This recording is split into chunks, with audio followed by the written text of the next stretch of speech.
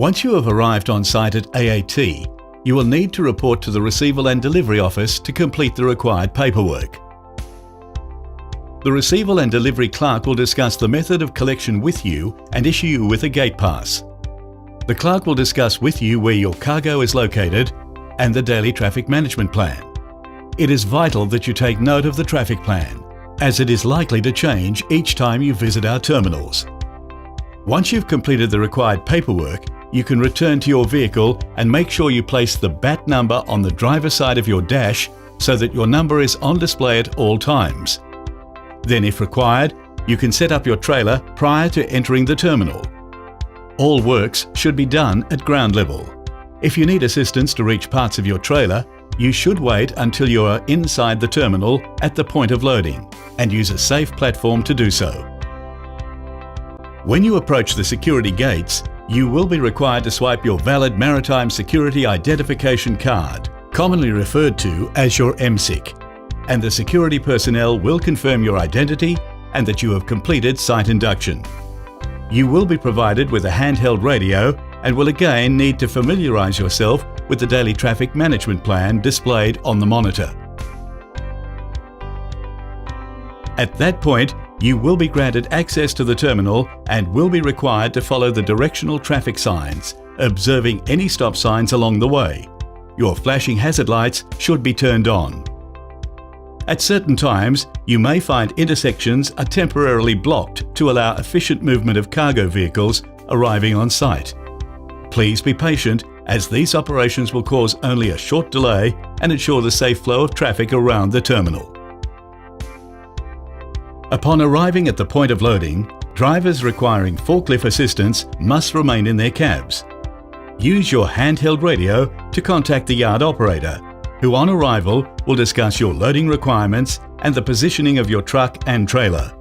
It is important that you stay in your truck.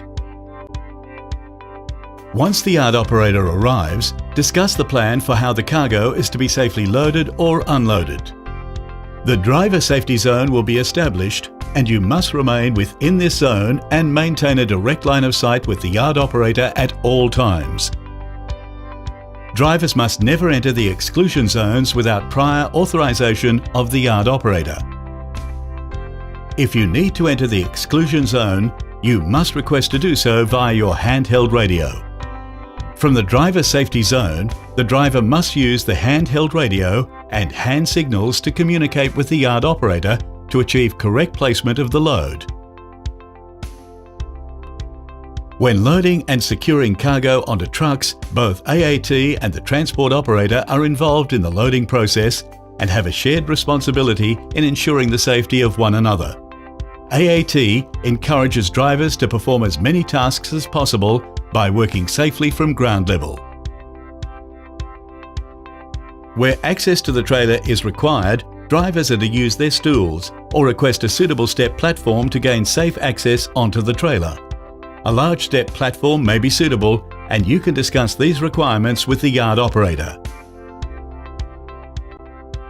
Once the load is secured safely and the load area is clear of any dunnage or rubbish, confirm your intentions to depart the loading area with the yard operator and return to your vehicle.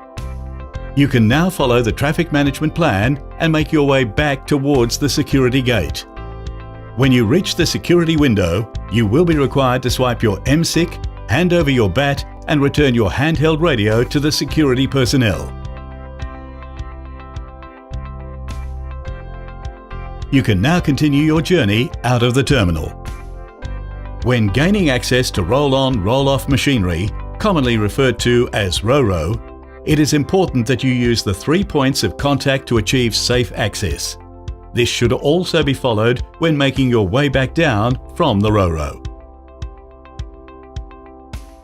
If your cargo is being loaded by crane, the driver must remain in the safety zone at all times.